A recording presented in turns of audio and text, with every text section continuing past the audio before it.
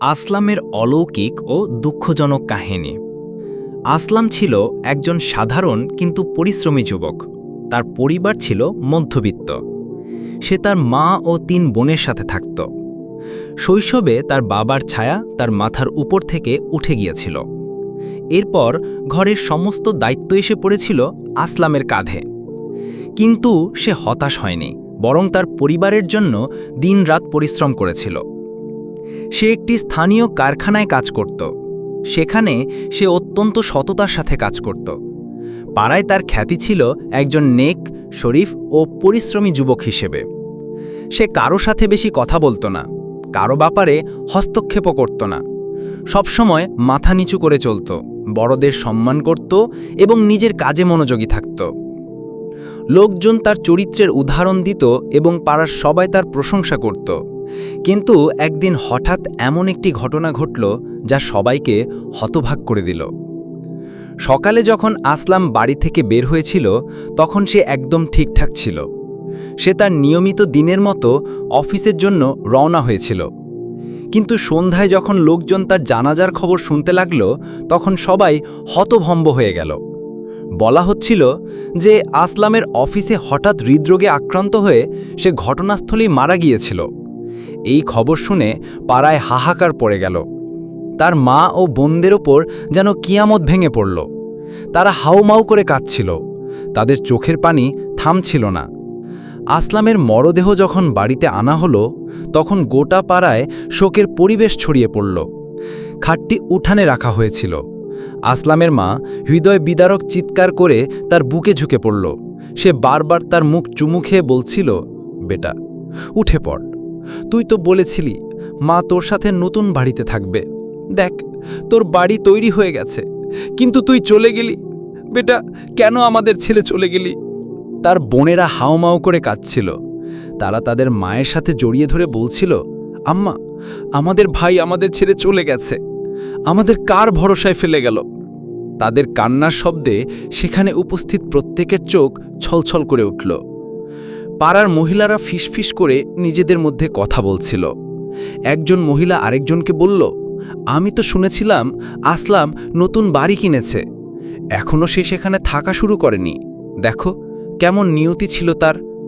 আরেকজন মহিলা দীর্ঘশ্বাস ফেলে বলল, হ্যাঁ বোন, দুনিয়ার কোনো জিনিস কারো কাজে আসে না, সবই সময়ের খেলা। কিছু পুরুষ বাইরে দাঁড়িয়ে ধীরে ধীরে কথা বলছিল। একজন বৃদ্ধ বলল, আসলামের মতো শরীফ ছেলে আমি আজ পর্যন্ত দেখিনি। কারো সাথে উঁচু গলায় কথা বলেনি, কাউকে কষ্ট দেয়নি। আল্লাহ তাকে ডেকে নিয়েছেন। হয়তো নেক আত্মাদের আল্লাহ তাড়াতাড়ি তার কাছে ডেকে নেন। অন্যদিকে কেউ কেউ তার জন্য দোয়া করছিল। কেউ সূরা ফাতিহা পড়ছিল, কেউ হাত তুলে মাগফিরতের দোয়া করছিল। যখন জানাজা উঠানো হলো, তখন আবারও হাহাকার পড়ে গেল। মা দৌড়ে জানাজা ধরতে চাইল, কিন্তু মহিলারা তাকে সামলে নিল। সে চিৎকার করে বলছিল, আমার ছেলে কোথায় যাচ্ছে? আসলাম, একবার মাকে ডাক, আমি তোকে কিভাবে বিদায় দেব? জানাজা মসজিদে নিয়ে যাওয়া হলো। সেখানে পাড়া ও আশপাশের সবাই জড়ো হয়েছিল। জানাজায় অংশ নেওয়া লোকদের মধ্যে সব বয়সের মানুষই ছিল। আসলামের কিছু বন্ধু, পাড়ার লোকজন, কারখানা সহকর্মীরা, সবার মুখে দুঃখ ও আফসোসের গভীর ছায়া ছিল। জানাজার নামাজ আদায়ের পর আসলামকে কবরস্থানে নিয়ে যাওয়া হলো। মাটি দেওয়ার সময় তার নিকটাত্মীয়রা অঝরে কাঁদছিল। তার মা দূর থেকে হাত তুলে কাঁদতে কাঁদতে বলছিল, বেটা, আমাকেও সাথে নিয়ে যা, তোর বিনা আমি কিভাবে বাঁচব? যখন দাফন সম্পন্ন হলো, তখন সবাই হাত তুলে দোয়া করল এবং একে একে ভারী মনে নিজ নিজ বাড়ির দিকে ফিরতে লাগল। কিন্তু আসলামের মা ও বোনেরা কবরের পাশে বসে সিসকি দিয়ে কাঁদছিল। পাড়ার মহিলারা বড় কষ্টে তাদের সান্ত্বনা দিয়ে বাড়িতে নিয়ে এলো। বাড়িতে ফিরেও শোকের পরিবেশ বিরাজ করছিল। প্রতিটি কোণে উদাসীনতা ছড়িয়েছিল। একটি প্রদীপ নিভে গিয়েছিল, আর এখন এই বাড়ির প্রতিটি দেয়াল নীরবে আসলামের বিনা জীবন কাটানোর বিলাপ করছিল। পরের সকালে গ্রামে হালকা কুয়াশা ছিল এবং পরিবেশে এক অদ্ভুত উদাসীনতা ছড়িয়েছিল। এক যুবক তার মায়ের কবরে ফাতিয়া পড়তে যাচ্ছিল। কবরস্থানের কাছে পৌঁছতেই তার চোখে পড়ল এক অসাধারণ দৃশ্য। আসলামের কবর খোলা ছিল এবং তার মরদেহ বাইরে মাটিতে পড়েছিল। এই দৃশ্য দেখে যুবকের শরীরে শিহরণ জাগল। তার শরীরে সংজ্ঞা দৌড়ে গেল, শ্বাস তীব্র হয়ে উঠল, ভয়ে তার গলা শুকিয়ে গেল। এক মুহূর্তের জন্য সে নিশ্চল দাঁড়িয়ে রইল, কিন্তু তারপর হঠাৎ ভয় পিছিয়ে গেল। তার হৃৎপিণ্ড জোরে জোরে ধরকাচ্ছিল, পা টলছিল, আর সে দ্রুত পিছন ফিরে গ্রামের দিকে দৌড় দিল। গ্রামে পৌঁছেই সে হাঁপাতে হাঁপাতে চিৎকার করে বলল, এই লোকজন শোনো, কিছু অদ্ভুত ঘটেছে। কবরস্থানে এমন এক দৃশ্য দেখেছি যা কখনো স্বপ্নেও ভাবিনি। গ্রামের লোকজন তার ঘাবড়ে যাওয়া অবস্থা দেখে হতবাক হয়ে গেল। কেউ তাকে ধরে পানি খাওয়ানোর চেষ্টা করল, কিন্তু সে একটানা ভয়ার্ত কণ্ঠে বলে যাচ্ছিল, আসলামের মরদেহ, আসলামের কবর খোলা, তার মরদেহ বাইরে পড়ে আছে। এই কথা শুনে গ্রামে হট্টগোল পড়ে গেল। কেউ ভয় পেয়ে গেল, কেউ বিস্ময় প্রকাশ করল, আর কেউ মনে করল এটা মজা। কিন্তু যুবকের কাঁপা কাঁপা কণ্ঠ ও মুখে ভয়ের ছায়া দেখে কিছু লোক তার সাথে কবরস্থানে যেতে রাজি হল। কিছুক্ষণের মধ্যে ১০-১৫ জনের একটি দল কবরস্থানে পৌঁছালো। আসলামের কবর দেখে তাদের চোখ বিস্ময়ে বিস্ফোরিত হয়ে গেল। সত্যিই কবর খোলা ছিল, এবং আসলামের মরদেহ ঠিক তেমনি বাইরে পড়েছিল। কারো কারো মুখ থেকে অজান্তেই আল্লাহর নাম বেরিয়ে এলো। কেউ পিছিয়ে গেল, আর কেউ এতটাই ভয় পেয়ে গেল যে তাদের পা কাঁপতে লাগল। একজন বৃদ্ধ মাটি তুলে মাথায় ছড়িয়ে বলল, ইয়া আল্লাহ, এইটা কি ব্যাপার? প্রথমে সবাই ভেবেছিল হয়তো কোনো জঙ্গলি জানোয়ার কবর ঘুরে মরদেহ বের করে ফেলেছে, কিন্তু কাছে গিয়ে দেখা গেল মরদেহ কোনো আঘাত বা দাগ নেই, কাপড়ও অক্ষত ছিল। এটা দেখে সবাই হতবাক হয়ে গেল। যদি কোনো জানোয়ার মরদেহ টেনে বের করত, তাহলে শরীরে নখের দাগ তো থাকতই। একজন বলল, এটা তো মনে হচ্ছে কেউ হাত দিয়ে বের করে এখানে রেখেছে। আরেকজন কাপা কণ্ঠে বলল, এখন গ্রামের লোকজন নিজেদের মধ্যে ফিসফিস করে কথা বলতে লাগল। কেউ বলছিল এর পিছনে হয়তো কোনো অতিপ্রাকৃত শক্তির হাত আছে, আবার কেউ মনে করছিল এটা কেউ ইচ্ছাকৃতভাবে করেছে। কিন্তু আসল সত্য কি ছিল তা কেউ জানত না। যাই হোক, ভয় পেলেও সবাই মিলে মরদেহটি আবার কবরে নামালো, কোরআন পড়ল এবং যত্নের সাথে মাটি দিয়ে দাফন করল। কিছু বৃদ্ধ দুয়া করল এবং সবাই ভারী মনে গ্রামের দিকে ফিরতে লাগল। কিন্তু এই ঘটনা সবাইকে নাড়িয়ে দিয়েছিল। প্রত্যেকে ভাবছিল আসলে এটা কেন ঘটল। পরের সকালে সূর্য তখনও পুরোপুরি উঠেনি, এমন সময় একজন কাঠুরে প্রতিদিনের মতো জঙ্গলের দিকে যাচ্ছিল। হঠাৎ কবরস্থানের কাছে পৌঁছে সে থমকে দাঁড়ালো। তার দৃষ্টি আবার আসলামের কবরের দিকে গেল, এবং তার পায়ের নিচ থেকে মাটি সরে গেল। আসলামের কবর আবার খোলা ছিল, এবং তার মরদেহ বাইরে মাটিতে পড়েছিল, ঠিক যেমনটি কাল ছিল। কাঠুরে ভয়ে কাঁপতে লাগলো, তার হাতের কুড়াল কাঁপছিল, হৃৎপিণ্ডের ধড়কন তীব্র হয়ে উঠল। সে এক মুহূর্তের জন্য চোখ ঘষল, হয়তো এটা তার ভ্রম, কিন্তু না, এটা সত্যি ছিল। ইয়া আল্লাহ, আমি কি দেখছি? এটা কিভাবে সম্ভব? সে নিজের সাথে বলল, এবং পিছন ফিরে গ্রামের দিকে দৌড় দিল। সে পথে টলটলে করতে ঘাবড়ে গিয়ে গ্রামে পৌঁছল এবং হাঁপাতে হাঁপাতে চিৎকার করে বলল, লোকজন, আবার সেই ঘটনা ঘটেছে। আসলামের মরদেহ আজ আবার কবর থেকে বাইরে পড়ে আছে। এই খবর শুনে গ্রামের লোকজন স্তব্ধ হয়ে গেল। কেউ কালকের ঘটনা মনে করে আরও ভয় পেয়ে গেল, কেউ প্রথমে বিশ্বাস করতে চাইল না। কিন্তু কাঠুরের কাঁপা কণ্ঠে বারবার চিৎকার শুনে সবাই বুঝল এটা কোনো সাধারণ ঘটনা নয়। একজন বৃদ্ধ বলল, আমাদের তৎক্ষণাৎ মৌলভী সাহেবের কাছে যেতে হবে। আরেকজন পরামর্শ দিল। কিছুক্ষণের মধ্যে গ্রামের লোকজন মসজিদের দিকে দৌড় দিল। মৌলভী সাহেব তার ঘরে বসেছিলেন, হঠাৎ গ্রামের লোকজন ভিতরে ঢুকল। তারা ঘাবড়ে যাওয়া কণ্ঠে পুরো ঘটনা বলল। মৌলভী সাহেব গভীর নিঃশ্বাস নিয়ে বললেন, আল্লাহ আমাদের কিছু শিক্ষা দিতে চান, কোনো ইবরাত দেখাতে চান। কবরের মাটিও তাকে গ্রহণ করছে না। হয়তো তার কাছ থেকে এমন কোনো গুনাহ সংঘটিত হয়েছে যার শাস্তি তাকে এই দুনিয়াতেই পেতে হচ্ছে। এই কথা শুনে লোকজন ভয় পেয়ে গেল। কারো কারো মুখে আতঙ্কের ছায়া পড়ল, কেউ কাঁপা কণ্ঠে বলল, আসলাম আসলে এমন কি করেছিল যে মাটিও তাকে গ্রহণ করছে না? মৌলভী সাহেব বললেন, যাই হোক, আমাদের তাকে আবার দাফন করতে হবে। যাও আর দাফন করো, কিন্তু মনে রাখো, আল্লাহর কুদরত দেখে শিক্ষা নাও। এবার কিছু সাহসী লোক জড়ো হলো, কিন্তু তাদের মুখে ভয়ের ছায়া স্পষ্ট ছিল। তারা ধীরে ধীরে পা ফেলে কবরস্থানের দিকে এগিয়ে গেল। সেখানে পৌঁছে দেখল সত্যি সেই দৃশ্য। কবর খোলা, মরদেহ বাইরে পড়ে আছে, কিন্তু শরীরে কোনো আঘাতের চিহ্ন নেই।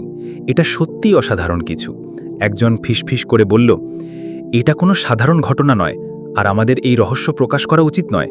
তার মা ও বোনেরা ইতিমধ্যে শোকে ভেঙে পড়েছে। তারা যদি এটা জানতে পারে, তাহলে এটা সহ্য করতে পারবে না। আরেকজন বলল, সবাই মিলে তৃতীয়বারের মতো আসলামকে কবরে নামালো। এবার কুরআনের আয়াত উচ্চস্বরে পড়া হলো এবং দোয়া করা হলো। তারপর কবরে মাটি ভরে তার উপর বড় বড় পাথর রাখা হলো, যাতে যদি কিছু কবর খোলে তার না পারে। সব কাজ শেষ হলে লোকজন ভারী মনে ফিরতে লাগলো, কিন্তু সবার মনে একটাই প্রশ্ন ছিল, আসলে এটা কেন ঘটছে? আসলাম কি এমন কোনো গুনাহ করেছিল যার শাস্তি তাকে এই দুনিয়াতেই পেতে হচ্ছে, নাকি এর পিছনে অন্য কোনো কারণ আছে? কেউ জানত না যে এটি এমন একটা রহস্য যা এখন উন্মোচিত হতে চলেছে। পরের সকালে সূর্যের হালকা কিরণ ছড়িয়ে পড়তেই আরেকটি অবিশ্বাস্য দৃশ্য গ্রামবাসীদের হতবাক করে দিল। কবরস্থানের কাছে দিয়ে যাওয়া কিছু রাখাল আবার সেই ভয়ঙ্কর দৃশ্য দেখল। আসলামের কবর থেকে বড় বড় পাথর দূরে পড়েছিল এবং আসলামের মরদেহ আবারও কবর থেকে বাইরে পড়েছিল। রাখালরা ভয়ে একে অপরের দিকে তাকালো। তাদের শরীর ঘামে ভিজে গেল এবং তাদের মুখ থেকে অজান্তেই বেরিয়ে এলো, এটা কি ব্যাপার? এটা কিভাবে সম্ভব? তারা ভয়ে ঘাবড়ে গিয়ে গ্রামের দিকে দৌড় দিল এবং হাঁপাতে হাঁপাতে গ্রামবাসীদের খবর দিল। এই খবর শুনে পুরো গ্রামে ভয় ও আতঙ্কের ঢেউ ছড়িয়ে পড়ল। এখন কারো মনে আর কোনো সন্দেহ ছিল না, এটা কোনো সাধারণ ঘটনা ছিল না।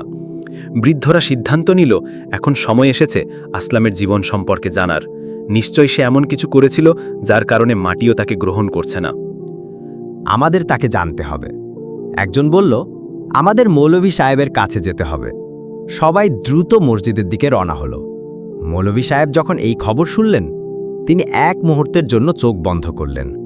গভীর নিঃশ্বাস নিয়ে বললেন, এখন আমাদের আসলামের জীবন খুঁজে বের করতে হবে। তার জীবনে কাজকর্ম কি ছিল, কি এমন গুনাহ করেছিল যে এমন আযাব তার উপর এসেছে? এই কথা শুনে সবাই একে অপরের দিকে তাকালো। সমস্যা ছিল, কেউই আসলামের ব্যক্তিগত জীবন সম্পর্কে বেশি কিছু জানত না। সে সবসময় মাথা নিচু করে কাজে যেত, সন্ধ্যায় বাড়ি ফিরত, পাড়ায় কারো সাথে বেশি কথা বলতো না। দুয়া সালাম হলে ঠিক, নইলে সে তার পথে চলে যেত। মৌলভী সাহেব জিজ্ঞেস করলেন, কেউ কি জানে আসলামের কোনো ঘনিষ্ঠ বন্ধু ছিল যে তার সম্পর্কে বেশি কিছু জানতে পারে? সবাই চুপ রইল।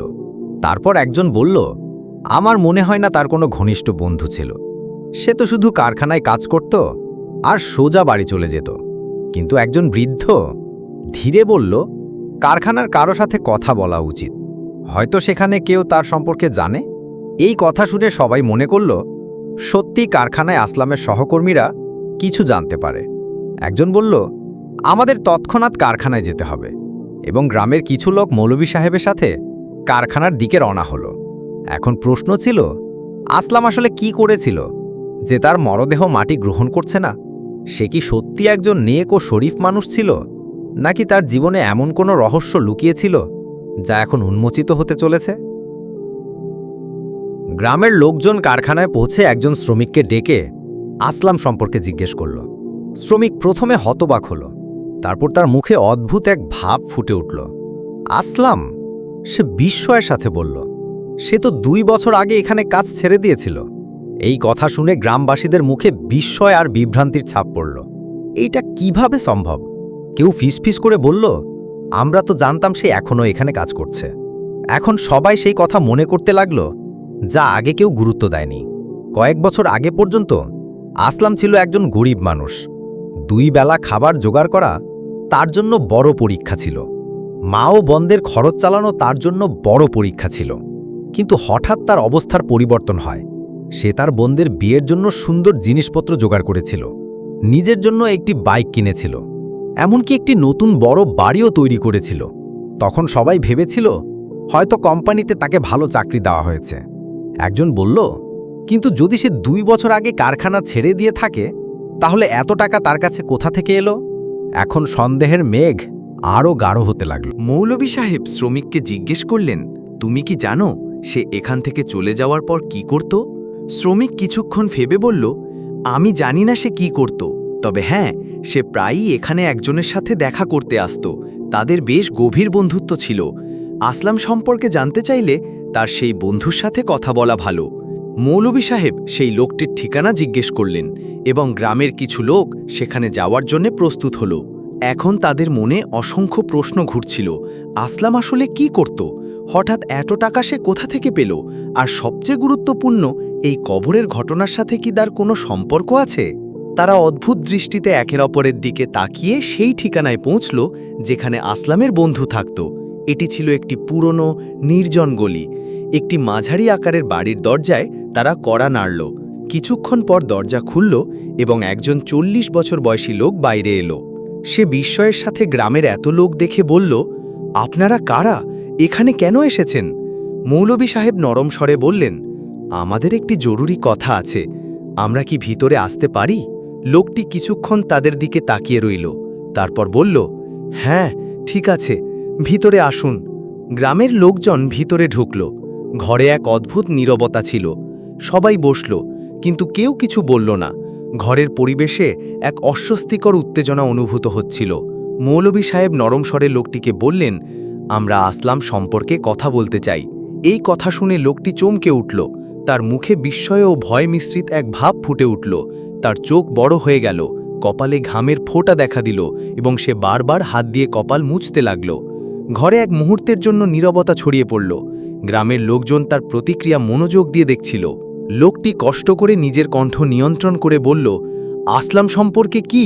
মৌলভী সাহেব তার অবস্থা দেখে নরম স্বরে বললেন, হ্যাঁ বেটা, আমরা আসলাম সম্পর্কেই জানতে চাই। লোকটি যেন এক মুহূর্তের জন্য স্তব্ধ হয়ে গেল। তার ঠোঁট কাঁপছিল। সে চোখ তুলে মৌলভী সাহেবের দিকে তাকিয়ে কাঁপা কণ্ঠে বলল, আসলামের কি হয়েছে? সে কি ঠিক আছে?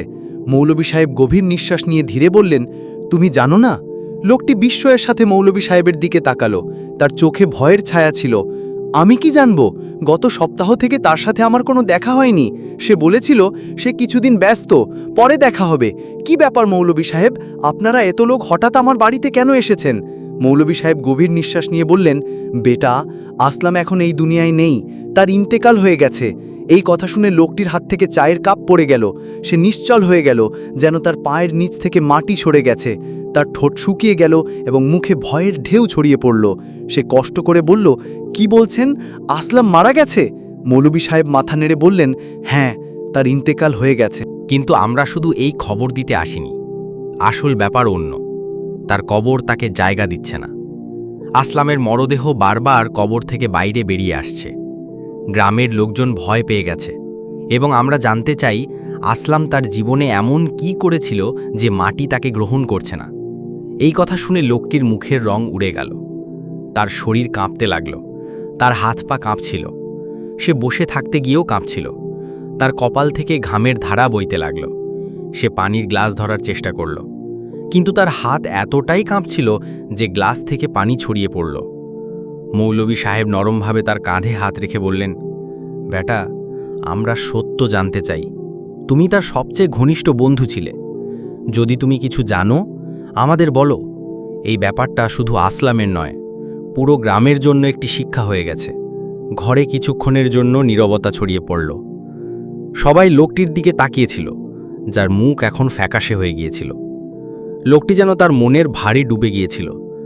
তার কণ্ঠে কাঁপুনি ছিল।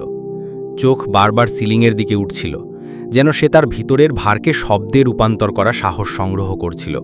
মৌলভী সাহেব গভীর নিঃশ্বাস নিয়ে বললেন, আসলাম আমার খুব পুরনো ও ঘনিষ্ঠ বন্ধু ছিল। আমরা প্রায় 7 বছর কারখানায় একসাথে কাজ করেছি। আমাদের বন্ধুত্ব এত গভীর ছিল যে আমি তার দুঃখ, তার সমস্যার কথা জানতাম। প্রায়ই কারখানার পর আমরা দীর্ঘক্ষণ বসে গল্প করতাম। সে এক মুহূর্তের জন্য থামল। তার চোখ নিচের দিকে নেমে গেল। মৌলভী সাহেব, আমি সব সময় আসলামকে তার পরিবারের অবস্থার জন্য উদ্বিগ্ন দেখেছি। তার বাবার ছায়া শৈশবে উঠে গিয়েছিল। 3 বোনের বিয়ের দায়িত্ব ছিল, আর কারখানার সামান্য বেতনে এটা সম্ভব ছিল না। তার বাড়িতে দারিদ্র্যের আঁচ ছিল।